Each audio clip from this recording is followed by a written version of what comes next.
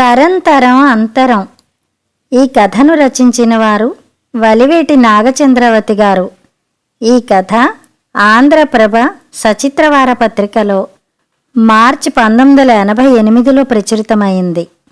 ఎవరివో పెద్దగా మాటలు ఆ వెంటనే సంభ్రమంగా ఆహ్వానిస్తున్న అత్తగారి కంఠస్వరము వినిపించి అప్పుడే మెలకు వచ్చిన నందినికి నిద్రమత్తు వదిలిపోయింది. మళ్ళీ ఎవరో దిగబడ్డారు. దీర్ఘంగా నిట్టూర్చి కళ్ళు విప్పింది. పక్క మంచం మీద భర్త భానుమూర్తి సన్నగా గురక తీస్తూ నిద్రపోతున్నాడు. లేచి కింద చాపల మీద పక్క బట్టలన్నీ ఓ పక్కకి తన్నేసి అస్తవ్యస్తంగా పడుకున్న పిల్లల్ని సరిగ్గా పడుకోబెట్టి గది దాటి యువతలికి వచ్చింది. వంటింటి ముందున్న మెల్లాలోనే ఎదురొచ్చింది అత్తగారు వర్ధనమ్మ. ఆవిడ మొహం సూర్యుణ్ణి చూసిన పొద్దుతిరుగుడు పువ్వులా విప్పారి ఉంది. నందు, సావిత్రి వచ్చిందే, పెద్దత్తగారి మనవరాలి పెళ్లిట చూసి తిరిగి వెళుతూ మనల్ని చూడాలనిపించి దిగిందట. ఆహా, ముభావంగా అనేసి పెరట్లోకి నడిచింది నందిని. నూతిపళ్ళెం మీద పిల్లలకి మొహాలు కడిగిస్తోంది సావిత్రి. నందినిని చూసి పలకరింపుగా నవ్వింది.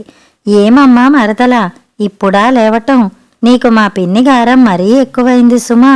లేకపోతే ఆడపడుచు వచ్చి పడింది, చాకరీ చెయ్యాల్సి వస్తుందని ముసుగు బిడాయించి నిద్ర నటించావా అని మేళమాడింది. నందిని నొసలు కానీ కనిపించకుండా చిట్లాయి. నా ఇష్టాలతో నీకు లెక్కేమిటొదినా? నేను చెయ్యకపోతే చేసుకునన్నా తినిపోతావు కానీ రాక మానవు కదా అన్నది. సావిత్రి మొహం క్షణం వెలవెలపోయింది. దెబ్బ తిన్నట్టుగా చూసింది. పెరట్లో పేర్చి ఉన్న కట్టెల కోసం అప్పుడే వచ్చిన వర్ధనమ్మ కోడలి మాటలు విని తెల్లబోయింది. ఆ దెబ్బ తనకే తాకినట్టుగా విలవిల్లాడింది. అవేమి మాటలేనంది అన్నది కినుకగా. చటుక్కున సరిదిద్దుకుని మొహం ప్రసన్నం చేసుకుంది నందిని. నేనేమన్నానత్తా? నాకంటే తనకే ఈ ఇంట్లో ఎక్కువ స్వాతంత్రం ఉన్నదన్నాను తప్ప అన్నది. మలినమైన వర్ధనమ్మ మొహం ఈ మాటతో తిరిగి తేటపడింది.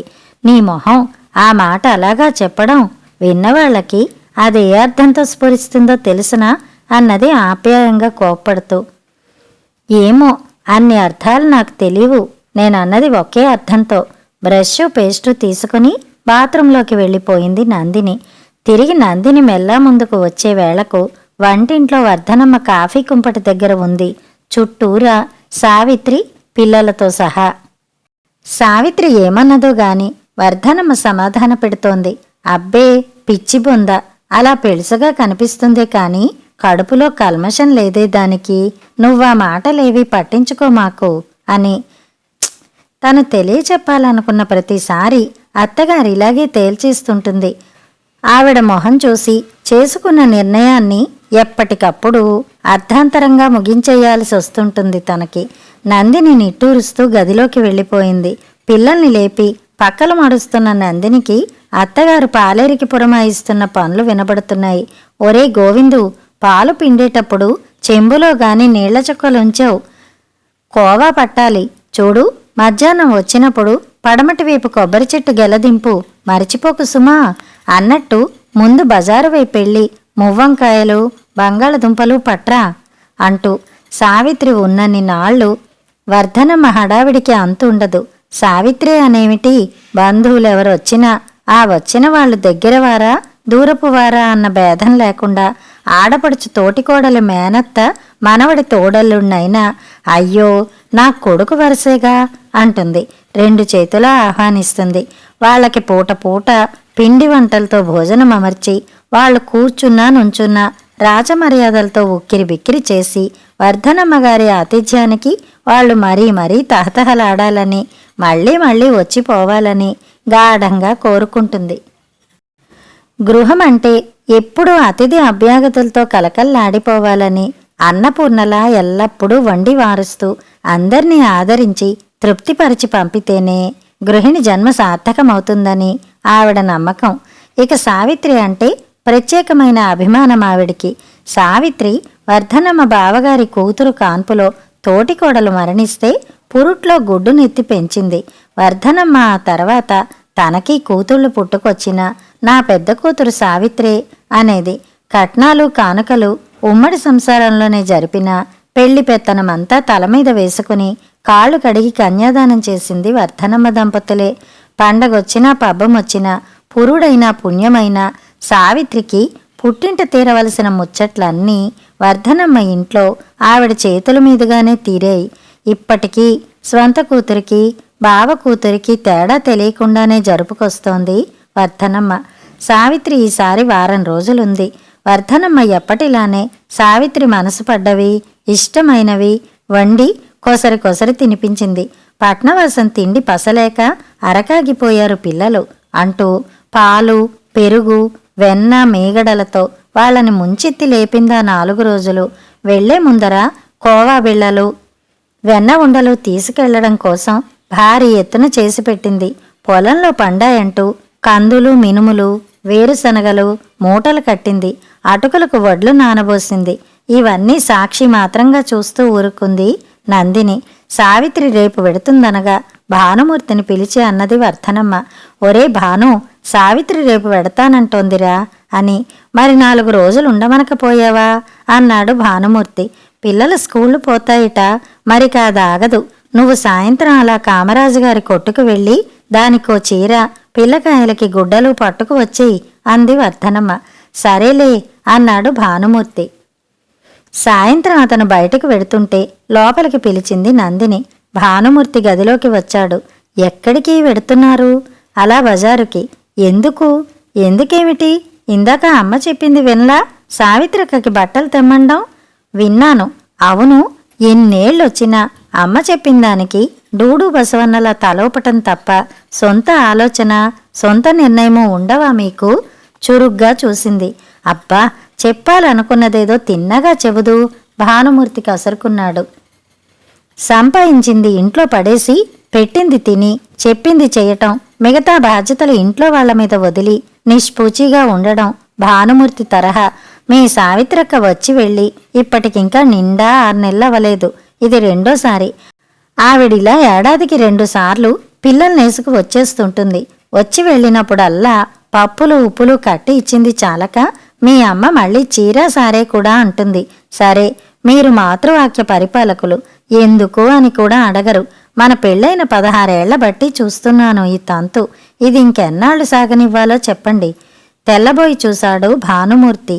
భార్య మనసున బంధువుల రాకపట్ల విముఖత ఉన్నట్టుగా చూచాయగా తెలుసుగాని అది ఇలాగున.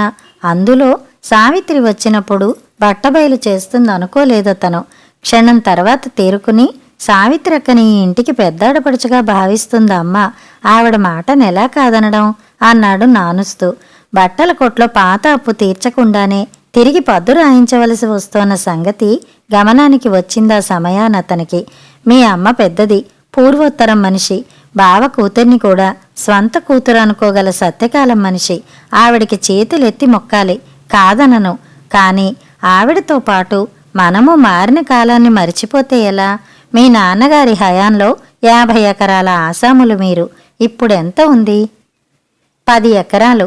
ఇంకా మీ అమ్మలాగే పెత్తండ్రి కూతుళ్ళకి ఆడపడుచులతో సాటిగా పెట్టుపోతలు జరుపుతూ ఇంటికి వచ్చిన ప్రతి ఆచంట పాచంట వాళ్ళందర్నీ నా వాళ్లే అంటూ మేపుకుంటూ పోతే ఆసాములమనుకుంటున్న వాళ్ళం కౌలుదార్లమవ్వడానికి ఆట్టికాలం పట్టదు. నువ్వు మరీ అన్యాయంగా మాట్లాడుతున్నావు నందు. చుట్టుపక్కలనెవర్నీ గుమ్మం తొక్కద్దని కట్టడి చెయ్యాలి నువ్వు చెప్పే లెక్కన, అంతేనా? బంధువులనందర్నీ చెలనాడుకోమన్నానా నేను? వాళ్ళు రాను వచ్చు, ఒక పూట రోజు ఉండి వాళ్ళ పని ముగించుకు వెళ్ళవచ్చు. కాని మనింటి పద్ధతేమిటి? ఆ వచ్చిన వాళ్ళకి వియ్యాల వారి మనుగుడు పుల్ల అడుగులకు మడుగులొత్తడం, వెళతానంటే పట్టి బలవంతానా రోజుల తరబడి ఉంచెయ్యడం, వెళ్లేటప్పుడు కానుకలతో సంచులు నింపి మరీ వీడ్కోలివ్వడం. ఈ ధారాళాన్ని కాస్త అదుపు చెయ్యమంటున్నాను, అంతే. నాకు నేర్పాల్సిన పాఠాలు వాడికెందుకే చెబుతున్నావు నందిని? ఎప్పుడు వచ్చిందో గడపలో ఉంది వర్ధనమ్మ. ఆవిడ కంఠంలో నిష్ఠూరంతో పాటు నిందా వ్యధ కూడా కలిసి ఉన్నాయి. ఆ క్షణం గతుక్కుమన్నా వెంటనే నిలదొక్కుంది నందిని. నీకు కూడా చెప్పాలనే నా ప్రయత్నం అత్తా, నెమ్మదిగా చెప్పినా దృఢంగానే అన్నది నందిని. నువ్వు ఇంటికి యజమానురాలివి. మోసేవారికే బరువు బాధ్యత తెలుస్తాయి. నువ్వు చెప్పినట్టు నడవడమే మా ధర్మం. కానీ నువ్వు చెప్పింది సరిగా అర్థమవ్వక అడుగుతున్నాను.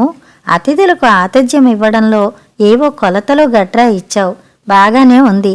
ఈ ఇంటి ఆడపడుచులున్నారు, వాళ్లకు ఈ నియమ నిబంధనలే వర్తిస్తాయా అని అడుగుతున్నాను. ఆహా, ఇంకో గుమ్మం మెట్టి వాళ్ళు మనకి పరాయి వాళ్ళైనారు కదా, వాళ్ళు ఒక్క పూట రోజు ముచ్చటగా ఉండి ఒట్టి చేతులతో వెళ్లాల్సిన వాళ్లేనంటావా అని. ఎంత మాటన్నావత్తా, నొచ్చుకుంటూ అన్నది నందిని. నీ ఇల్లు అయిన తర్వాతే ఇది నా ఇల్లు అయింది. సుజనా, సుప్రియ ఈ ఇంట్లో నీ కడుపున పుట్టిన వాళ్ళు పరాయి వాళ్ళెలా అవుతారు? వాళ్ళే ఇంటికి వెళ్ళినా ఈ ఇంట్లో స్థానం వాళ్ళకి స్థిరంగా ఉంటుంది. వాళ్ళ తర్వాతే నా బిడ్డలైనా.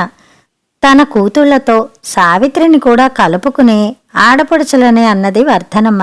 కాదు, సుజన, సుప్రియ మాత్రమే తన ఆడపడుచులని మెత్తమెత్తగానే అయినా ఖచ్చితంగా అత్తగారికి తెలియచెప్పేసింది నందిని. నిజమెప్పుడూ కఠినంగానే ఉంటుందత్తా. నీ కాలంలోలా అసలు వారితో సమానంగా కొసరువారికి కావిళ్లు మోసి నిభాయించుకునే కాలం కాదిది. మంది ఎక్కువైతే మజ్జిగ పలచన.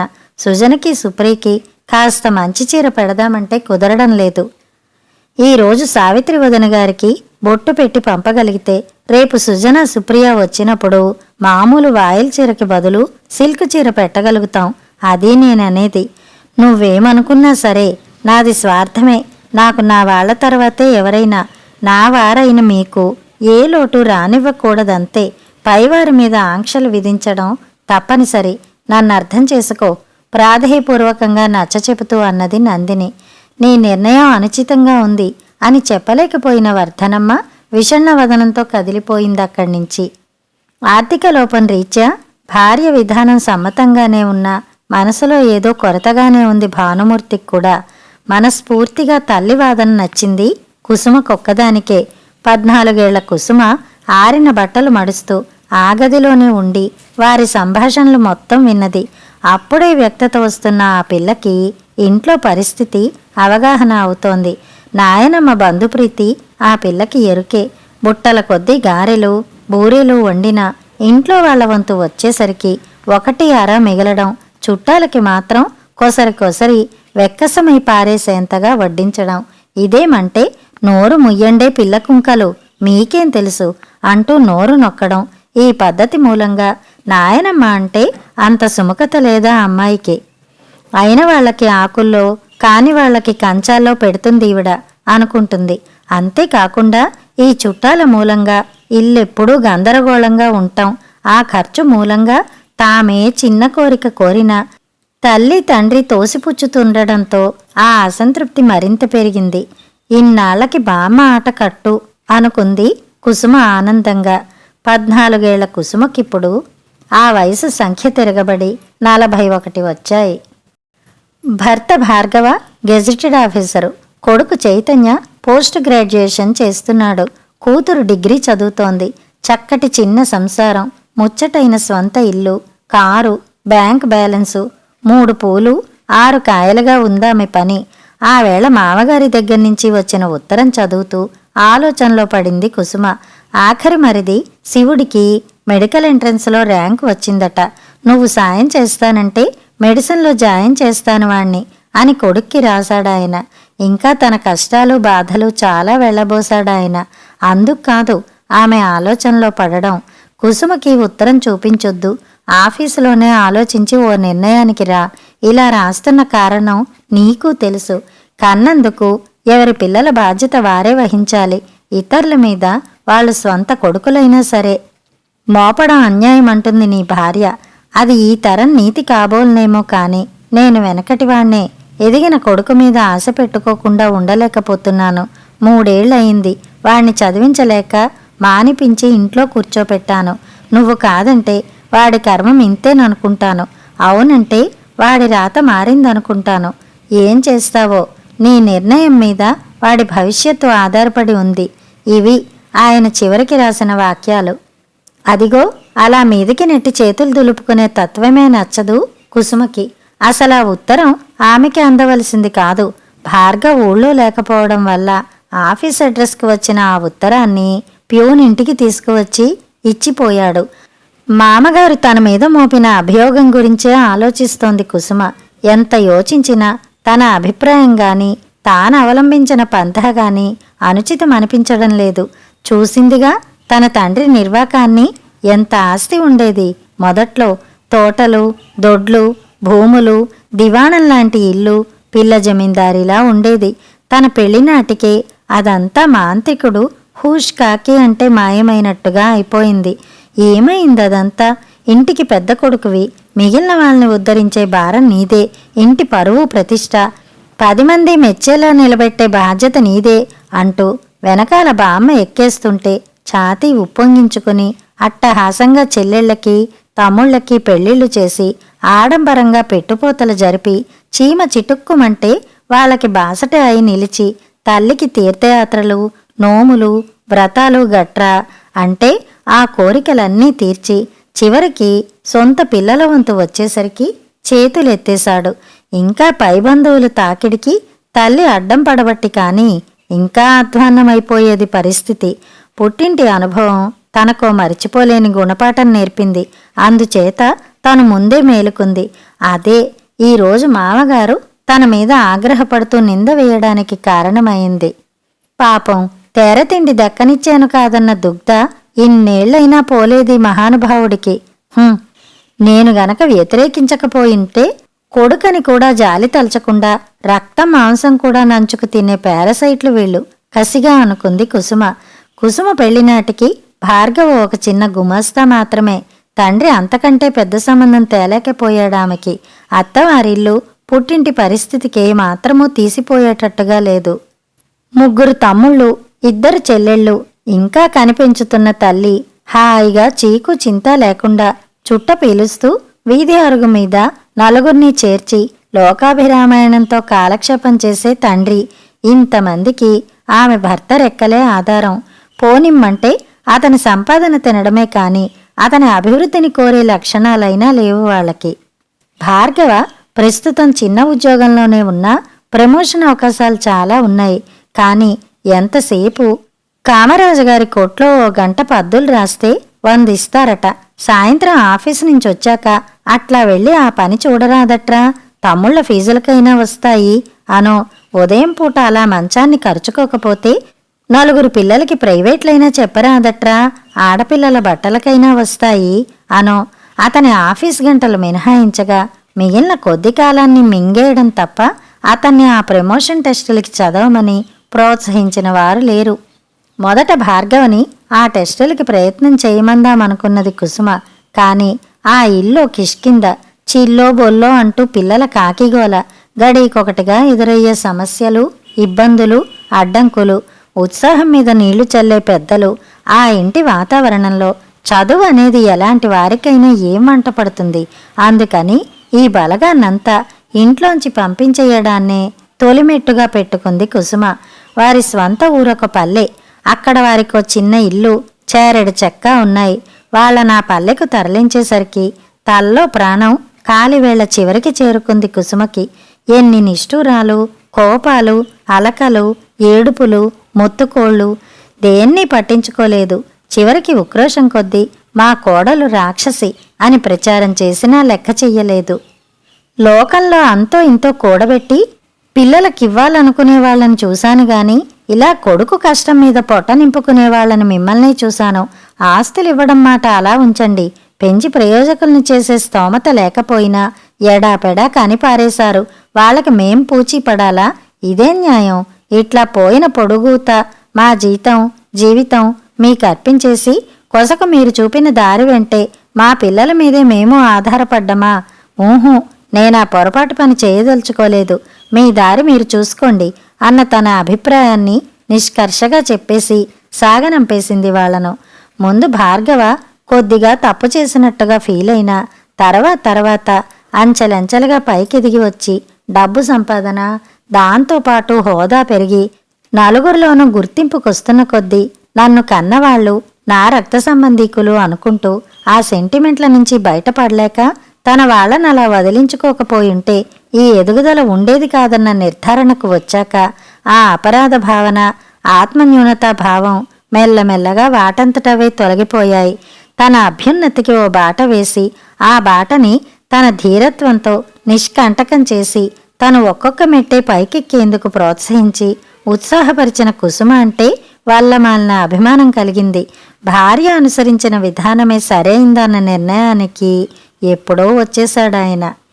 తల్లి చురుకుతనం, తమ కోసం, తమ కుటుంబ అభివృద్ధి కోసం, తమ ఉజ్వల భవిష్యత్తు కోసం ఏ పనిలో ఎలాంటి అవరోధాలు ఏర్పడినా ఎదుర్కొని విజయవంతంగా ఆ కార్యం నిర్వహించే తల్లి సమర్థత మీద కుసుమ పిల్లలకు కూడా గొప్ప విశ్వాసం, గౌరవం. మర్నాడు ఊరి నుంచి వచ్చిన భార్గవకు ఉత్తరం అందించింది కుసుమ మౌనంగా. వెంటనే చదువుకున్న భార్గవ్ కూడా దాని గురించి అప్పటికేమీ అనలేదు. మరో 2 రోజుల వరకు కూడా అతను ఆ ప్రస్తావనే ఎత్తకపోయేసరికి తండ్రి రాసినట్టుగా తన ప్రమేయం లేకుండా స్వయం నిర్ణయం చేసుకున్నాడా అన్న అనుమానం ఊహామాత్రంగా సోకింది కుసుమకి. కాని ఆ భయం ఆధారం లేనిదని ఆ రోజే తేలిపోయింది. నాన్నకి జవాబు రాయాలి అన్నాడు భార్గవ ఆ రోజు రాత్రి భోజనాలయ్యాక టీవీ చూస్తూ తాంబూలం ఇస్తున్న భార్యతో. రాయండి అన్నది కుసుమ పట్టనట్టుగా. అదే ఏమి రాయటమా అని నవ్వింది కుసుమ. బావుంది, ఆయన నాకసలు చెప్పొద్దంటే మీరు నా సలహా అడుగుతున్నారా అన్నది. ఆయన మాటలే వినుంటే ఈరోజు నేనే ఇంకొకళ్ల ముందు చేయి చాపే స్థితిలో ఉండేవాణ్ణి అని లోపలే అనుకుంటూ, ఆయన మాటకేమిలే, నువ్వు చెప్పు, ఏం రాద్దామంటావు అన్నాడు భార్గవ. ముందు మీరేమనుకుంటున్నారో చెప్పండి అంది కుసుమ భర్త మనసుని అంచనా వేస్తూ. భార్గవ ఒక క్షణం తటపటాయిస్తున్నట్టు ఆగాడు. అదే ఆలోచిస్తున్నాను కుసుమ. లక్ష్మి పెళ్లికి, సావిత్రి పెళ్లికి కూడా అడిగినా మనమేమీ ఇవ్వలేకపోయాము. ఇల్లు కన్స్ట్రక్షన్లో ఉండడం వల్ల ఒకసారి, కారు కొనాలన్న సందట్లో ఒకసారి ఉండిపోయాం. ఆ తర్వాత సారథి వ్యవసాయం పనులకేవేవో కొనాలంటేను ఏవో ఇబ్బందుల్లో ఉండి సొమ్ము సర్దలేకపోయాం. రాముని శానిటోరియంలో చేర్చాలని అడిగినప్పుడు వట్టి చెయ్యే చూపించాం. అప్పటి మన పరిస్థితి అట్లాంటిది. ఇప్పుడు మనకి అలాంటి ఒత్తిళ్లేమీ లేవు కదా. శివుడికి కాస్త సాయం చేస్తే కొంచెమే, అప్పుడు కొద్దో గొప్ప పంపిస్తుంటే సరిపోతుంది. పాపం శివుడు చదువుకోలేక ఉద్యోగం రాక బాధపడుతున్నాడు. మనం ఈ మాత్రం చెయ్యందిస్తామంటే సంతోషిస్తాడు. నాన్న నిష్ఠూరాలు ఆగుతాయి, పేరు ఉంటుంది. నాకిలా అనిపిస్తోంది, ఏమంటావు అన్నాడు. చాలాసేపు మౌనంగా ఉండిపోయింది కుసుమ. కుసుమ విషయంలో మౌనం అర్థాంగీకారం కాదని తెలుసు భార్గవ్కి. అనుకున్నట్టే పావుగంట తర్వాత టీవీ ఆపి తమలపాకుల పళ్ళెం టేబుల్ వెనక్కి నెట్టి భర్త దగ్గరగా వచ్చి కూర్చుంది కుసుమ. చెప్పమన్నట్టుగా చూశాడు భార్గవ. చూడండి, ఏ బాధ్యత అయినా తలకెత్తుకోవాలనుకున్నప్పుడు దాని బరువు భారాలు, దాన్ని మనం మోయగలమా అన్నది, దాన్ని అసలు నెత్తికెత్తుకోవడంలో గల ఔచిత్యం ఏమిటి అన్నది ముందే అంచనా వేసుకోవడం మంచిది. ఇప్పుడు కాస్త నిలవలో ఉంటున్నది కదా అన్న దిలాసాలో 5 ఏళ్లు డాక్టరీ చదివిస్తానంటున్నారు మీ తమ్ముణ్ణి. కానీ ఈ 5 ఏళ్లు మనకింకే అవసరాలు రావని ఖచ్చితంగా చెప్పగలరా మీరు?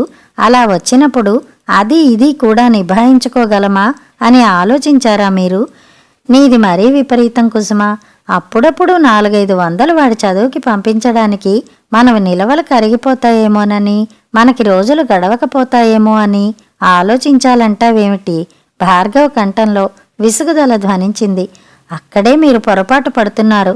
మీరు అతికించుకోవాలనుకుంటున్న తంటసం 500-600తో వదిలేది కాదండి. మీకు మీ నాన్న తత్వం తెలీదా? వేలు మోపే సంధిస్తే శరీరాన్నంతా చేరవేయగల గటికుడు ఆయన. చూస్తుండండి, మీరిప్పుడు అన్నారంటే ఈ 5 ఏళ్ల భారమే కాదు, ఆ తర్వాత ప్రాక్టీసు కూడా మీ చేతే పెట్టుబడి పెట్టిస్తారు. నువ్వు భూతద్దంలోంచి చూస్తుంటావు కుసుమ. మనసుకి ఎంత నొప్పి తోచినా అంతకంటే పైకి ప్రదర్శించడం చేత కాదు భార్గవకి.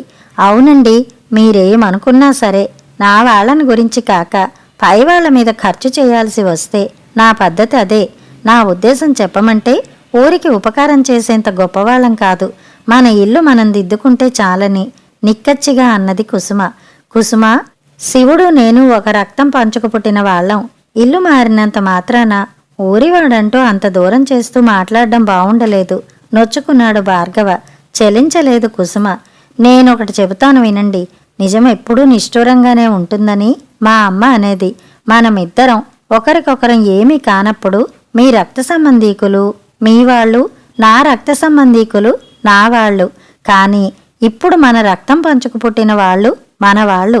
మిగతా వాళ్ళంతా మీ తమ్ముడవని నా చెల్లెలవని బంధువుల కిందే లెక్క. ఆ బంధువర్గానికే కాదు, పైవాళ్ళెవరికైనా సరే సానుభూతికి మించి సాయం చేయాల్సి వస్తే తనకు మాలిన ధర్మానికి పోవట్లేదు కదా మనమని తరచి తరచి చూసుకుని మరీ దిగాలనేది నా మతం అన్నది కుసుమ మొహమాటం లేకుండా. నువ్వన్నట్టే అనుకున్నా. ఇప్పుడు తనకు మాలిన ధర్మం ఏం చేస్తున్నావు? మనకు కావలసినవన్నీ అమర్చేసుకున్నాం కదా. అమ్మాయి పెళ్లికి ఫిక్సెడ్లో వేశాం. అబ్బాయి చదువు కొలిక్కి వచ్చేసింది. ఇప్పుడు ఇంకొకరికి చెయ్యందిస్తే మన కొంప మునిగేదేముంది చెప్పు? ఎలాగైనా ఒప్పించాలనే ధోరణిలో అన్నాడు భార్గవ. నొసలు చిట్లించింది కుసుమ. మీరు కావాలనే మరుపు నటిస్తున్నారో లేకపోతే మీ తమ్ముడు డాక్టర్ అవడం కంటే మరేమీ ముఖ్యం కాదనుకుంటున్నారో నాకు తెలీదు. కానీ చైతన్యకు విదేశాలకు వెళ్ళి చదువుకోవాలని ఉందని తెలీదా మీకు? వత్సకి పసుపు కుంకం కింద ఏదైనా స్థిరాస్తి ఏర్పరచాలని కూడా వెనకొకసారి మనం అనుకున్నాం. ఇప్పుడు అవేవి జ్ఞాపకం లేవనుకుంటా మీకు.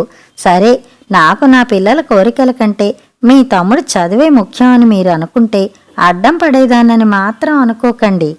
కానీ దానంత తెలివి తక్కువతనం మరొకట్లేదని మాత్రం నేను ఖచ్చితంగా చెప్పగలను. కుసుమ చెప్పాల్సింది ఇంతే అన్నట్టు లేచిపోయింది. అంతకన్నా ఎక్కువ బోధన భార్గవకు అవసరమూ లేదు. ఘర్షణ పడ్డం, వ్యతిరేకించడం అతని తత్వానికే విరుద్ధం. అతను ఎప్పటిలానే భార్య వాదన తప్పనిసరిగా బలవంతాన దిగమింగవలసిన చేదు మాత్రగా అంగీకరిస్తే తల్లి వెలుబుచ్చుతున్న అమూల్యాభిప్రాయాల్ని కంఠోపాఠంగా ఉపదేశాలుగా తప్పకుండా అవలంబించాల్సిన పంథాగా మహత్తరమైన జీవిత సత్యాలుగా స్వీకరించి మనసుకి ఇంకించుకున్నవాడు చైతన్య. అతను ఆ పక్క గదిలో పుస్తకం ముందేసుకు కూర్చున్న తల్లిదండ్రుల సంభాషణ మూలంగా చదువుతున్నది వంట పట్టక తల్లి చెబుతున్న మాటల్నే భక్తి శ్రద్ధలతో వింటుండిపోయాడా రోజున. 10 ఏళ్లు గిర్రున తిరిగి వచ్చాయి. చైతన్య తన ధ్యేయం నెరవేర్చుకున్నాడు. అతనిప్పుడు అమెరికాలో green card holder. Bhargav retire అయి ఇంటి పట్టునే ఉంటున్నాడు. ఈ మధ్య ఎప్పుడూ ఏదో నలత పీడిస్తూ ఉంటుంది అతన్ని. ఆ రోజు జ్వరపడి లేచిన భర్తకి బత్తాయి రసం తీస్తోంది కుసుమ. భార్గవ ఆమె పక్కనే పడక్కుర్చీలో పడుకుని ఉన్నాడు, భార్య చెప్పే కబుర్లు వింటూ. వీధిలో కౌముది ఆటో దిగుతోంది భారంగా.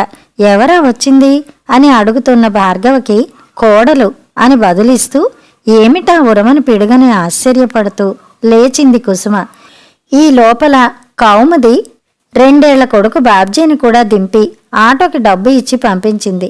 ఒక చేత్తో కొడుకుని నడిపిస్తూ మరొక చేత్తో సూట్ కేసు మోసుకొస్తున్న ఆమెకు ఎదురు వెళ్ళి పెట్టి అందుకుంటూ, ఇదేమిటమ్మాయి ఒక్కతివే వస్తున్నప్పుడు ముందిలా వస్తున్నట్టుగా కేబులన్నా ఇచ్చుకోరు మందలింపుగా అన్నది కుసుమ గర్భిణీతో నిండుగా ఉన్న కోడల్ని పరీక్షగా చూస్తూ. కౌముది మాట్లాడలేదు. మౌనంగా కొడుకుని భార్గవకి అందించి బయట ఉండిపోయిన 2వ సూట్ కేసును కూడా లోపలికి చేర్చింది. రసం గ్లాసు భర్తకు అందించి మిగతా సరంజామా గబగబా సర్దేస్తూ, అదే మే మాట్లాడవు, ఈ మాట కాన్పుకి రావని రాసేవు కదా, హఠాత్తుగా ఎందుకు మనసు మార్చుకున్నావు కోడల్ని ఉద్దేశించి మళ్ళీ అడిగింది కుసుమ. ఈసారి జవాబియ్యలేదు సరికదా. చేతుల్లో మొహం దాచుకుని ఏడవసాగింది కౌముది. అమ్మా, చైతన్య హడలిపోయి కలవరపడుతూ అడగబోయారు భార్గవ. వెంటనే మొహం మించి చేతులు తీసి ఆయనకే నిక్షేపంలా ఉన్నారు అన్నది కౌముది దుఃఖంతో ఎరుపెక్కిన కళ్ళు తళుక్కుమంటూ కోపాన్ని విరజిమ్ముకుంటూ. ఆ మాటతో కుదుటపడి కళ్ళు పెద్దవి చేసి మరేదో అడగబోతున్న భార్యను వారించాడు. అంత ప్రయాణం చేసొచ్చింది, తర్వాత మాట్లాడవచ్చు. కుసుమ, అమ్మాయి స్నానం పానం చూడు ముందు అన్నాడు భార్గవ. ఆ పూట గడిచింది. రాత్రి భోజనాలయ్యాక బాబ్జీని నిద్రపుచ్చుతూ మధ్య మధ్య కమ్ముకు వస్తున్న దుఃఖోద్వేగాన్ని సంభాళించుకుంటూ చెప్పుకొచ్చింది కౌముది. 1 ఏడాది క్రితం చేస్తున్న కంపెనీ మారాడట చైతన్య. అప్పట్నుంచి అతను మారాడు. ఒక అమెరికా అమ్మాయి మోజులో పడ్డాడు. మొదటగా ఆ అమ్మాయితో స్నేహానికి ఆమె కంటే ఇతనే ఎక్కువగా వెంపర్లాడాడని కౌముది నమ్మకం. ఆ పరిచయం ముదిరింది. స్నేహాన్ని దాటి ప్రణయానికి దారితీసింది. ఒక బిడ్డ తండ్రయ్యారు. మీకీ పరస్త్రీ వ్యామోహం ఏమిటి? మిమ్మల్ని నమ్ముకుని ఇంత దూరం వచ్చాను, నన్ను అన్యాయం చేయకండి అని కౌముది ఎంతో ప్రాధేయపడింది. కళ్ళనీళ్లు పెట్టుకుంది. నా వ్యక్తిగత ఎఫైర్స్కి నువ్వు అడ్డం రానంత కాలం నీకే లోటు రానివ్వను అన్నాడు చైతన్య. కాని దేశం, ఎవరితోనూ చెప్పుకోను కూడా వీల్లేని పరాయి వాతావరణం, ఏమీ చెయ్యలేని అసక్తత. కౌముది తన దుఃఖాన్ని తానే దిగమింగింది. తాను కూడా చాటైతే ఇంకా దిగజారిపోతాడేమో, చేయిజారిపోతాడేమో అన్న భయంతోనే రెండో కాన్పుకి ఉండిపోదలిచినట్టు ఇండియాకి ఉత్తరం రాసింది. కానీ కౌముది ఉండగానే ఆమె ఉనికినే మరిచి చైతన్య మితిమీరిపోయాడు. ఆమె కళ్ళెదురుగానే ఇద్దరూ కలిసి తాగడం, డాన్స్ అంటూ కింద మీద పట్టం, పిక్నిక్ అంటూ వెళ్ళిపోయి 2-3 రోజులు ఇంటి ఛాయలకైనా రాకపోవడం సాగించారు. ఇక కౌముది సహించలేకపోయింది. మందలించేవాళ్లు లేరనే కదా మీరు తాళి కట్టిన దాని ఎదురుగానే ఇంత విజృంభించి తెగబడుతున్నారు. ఇవ్వాళే మీ అమ్మ నాన్నగారికి ఈ విషయమంతా తెలియపరుస్తాను, రమ్మని కేవులిస్తాను అన్నది బెదిరింపుగా. పెద్దవాళ్లకి వెరుస్తాడని అనుకుంది గాని ఇది ఇంకా వికటిస్తుందనుకోలేదు కౌముదికి. ఆ మర్నాడే చైతన్య బలవంతాన కౌముది చేత విడాకుల పత్రాల మీద సంతకం చేయించాడు. కేబుల్ ఇవ్వడం కాదు, స్వయంగా వెళ్ళి చెప్పుకో అని చెప్పి ప్లేన్ ఎక్కించి పంపేశాడు ఇండియా. కడుపులో దాచుకునే తల్లిదండ్రులను ఎప్పుడో పోగొట్టుకున్నాను. వాళ్ళ నుంచి సంక్రమించిన ఆస్తి కూడా మీ అబ్బాయిని నమ్మి ఆయనకే కైంకర్యం చేశాను. ఒడిలో బిడ్డనుంచుకుని వెక్కి వెక్కి పడుతున్న కౌముదిని చూస్తుంటే ఆమె పైన జాలితో గుండె కరిగి నీరవడమే కాదు, కొడుకు మీద ఆగ్రహం ఉప్పెన్లా ముంచుకొచ్చింది కుసుమకి. వెళ్ళి చెప్పుకోమనేంత మొనగాడైనాడే, చూస్తాను ఆ వలపు కత్తితో తెగతెంపులు చేసుకొచ్చి మిమ్మల్ని తీసుకువెడతాడో, మాతో కూడా సంబంధం విడగొట్టుకుంటాడో అన్నది కుసుమ కొడుకు ఎదురుగా ఉన్నట్టే కళ్ళెర్ర చేస్తూ. అమ్మా, 6 పేజీల బరువైన నీ ఉత్తరం అందుకున్నాను. ముందు వాక్యంలోనే పూర్తిగా చదవమని గట్టిగా హెచ్చరించావు. కానీ అనవసరంగా కాలాన్ని వ్యయం చేసుకునేటంతటి వ్యవధి నాకు లేనందుకు చింతిస్తున్నాను. అయినా అక్కడక్కడ చదివిన పూర్తి సారాంశాన్నే గ్రహించగలిగాను. ఏమున్నదందులో 3 వంతులు నన్ను చీవాట్లేయడం మినహా నే చేసిన అపరాధమేమిటసలు నీకంత కోపం రావడానికి? బహుశా తాన్ని పంపేశాననే ఉక్రోషంతో కౌముది మీకు ఏమి చెప్పిందో ఏమో. నువ్వు రాసినట్టు తెల్లతోలు కనపడగానే వెర్రెత్తిపోయిన చెంచలుణ్ణి కాదు నేను. తొందరపాటు నిర్ణయాలతో బతుకుని చిందరవందర చేసుకునే అవివేకిని కాను. నా ప్రతి చర్య వెనక ఒక అర్థము పరమార్థము చూసుకునే వ్యవహార దక్షత నాకుంది. నువ్వు ఊహిస్తున్నట్టు మార్గరేటు వన్నెల విసనకర్ర కాదు. నన్ను తన వల్ల వేసుకోవలసిన కర్మ లేదామెకి. ఆమె నా కంపెనీ అధిపతి ఏకైక కుమార్తె. ఆమె అనుగ్రహం ఉంటే మా సంస్థలో ఎన్నో ఉన్నత పదవుల్ని చేజిక్కించుకోవచ్చు. ఆమె కటాక్ష వీక్షణం ప్రసరించిన చోట ఐశ్వర్యం పంట పండించుకోవచ్చు. ఆ దేవతకి నేనంటే ఆకర్షణ ఏర్పడింది. నన్ను పెళ్లాడడానికి కూడా సిద్ధపడింది. అది ఎంత అదృష్టమో కౌముదికేమి తెలుసు. నా పనికి అడ్డు రాకంటే వినలేదు, పంపేశాను. అమ్మా, వేసిన చోటే ఉండిపోవడం నా స్వభావానికే విరుద్ధం. పైకి పోయే సువర్ణ అవకాశం మార్గరేట్ రూపంలో నాకు లభించింది. రాచబాట ఎక్కే ముందు అంతదాకా నడిచిన కాలిబాటని వదలడం తప్పనిసరి. అది తప్ప చేజిక్కిన గొప్ప అవకాశం వదులుకొని కౌముది బాబ్జీ అంటూ కూర్చోమంటావా? ఆ చవటతనం నువ్వు నాకు నేర్పలేదు. నువ్వు నాకు నేర్పిందల్లా తనకు మాలిన ధర్మం కూడదన్న సత్యాన్నే. అమ్మా, నీకొకటి గుర్తు చేస్తాను. చిన్నప్పుడు నా చేతిలో తాయిలం ఉంది. బయటికి వెడితే స్నేహితులందరితో పంచుకోవాల్సి వస్తుంది. ఇక్కడే తినేసి వెళ్ళు అనేదానివి. అప్పటి నుంచే నా కోసమే నేను, నా తర్వాతే ఎవరైనా అనే భావం నాటుకుంది. పెద్దయ్యే కొద్దీ అది బలపడింది. వేళ్ళూని స్థిరపడిందెప్పుడో. ఇప్పుడు నా భవిష్యత్తుకి ప్రతిబంధకం అయ్యేట్టుంటే తల్లవని, పెళ్ళామవని, బిడ్డవని ఐ డోంట్ కేర్ తొలగించుకుని ముందుకే పోతాను. నీ మాట వినకపోతే నాకు తల్లి లేదనుకోమన్నావు. మంచిది. ఇక నాకు ఇండియా వచ్చే పని తప్పించావు. Good bye Chaitanya. నిశ్చేష్టురాలై నిలబడిపోయింది అలాగే కుసుమ. బొమ్మలా నిలబడిపోయిన భార్యను నిర్లిప్తంగా చూశాడు భార్గవ. కాసేపటికి తెప్పరిల్లుకుని కళావిహీనమైన మొహంతో, చూసారా వాడేం రాశాడో అన్నది కుసుమ రుద్ధంగా. వాణ్ణి వేలెత్తి చూపే హక్కు మనకేముంది కుసుమ? తరతరానికి మనమే పెంచుతున్న అంతరమిది. మనమే కుంచుతున్న మమతల పరిధి ఇది. మీ బామ్మ నీ నా అనే భేదం లేకుండా అందరూ నా వాళ్ళనుకుంటూ ఆత్మీయత పంచిపెట్టింది. మీ అమ్మ దాన్ని తమ కుటుంబం వరకే పరిమితం చేసింది. నువ్వు దాన్ని ఇంకా కుదించావు. నిన్నే ఆదర్శంగా తీసుకుని నీ కొడుకు చిన్ని నా బొజ్జకు శ్రీరామరక్ష అంటూ తన చుట్టూరా గీత గీసుకుని తన్ను తాను మాత్రమే ప్రేమించుకుంటున్నాడు.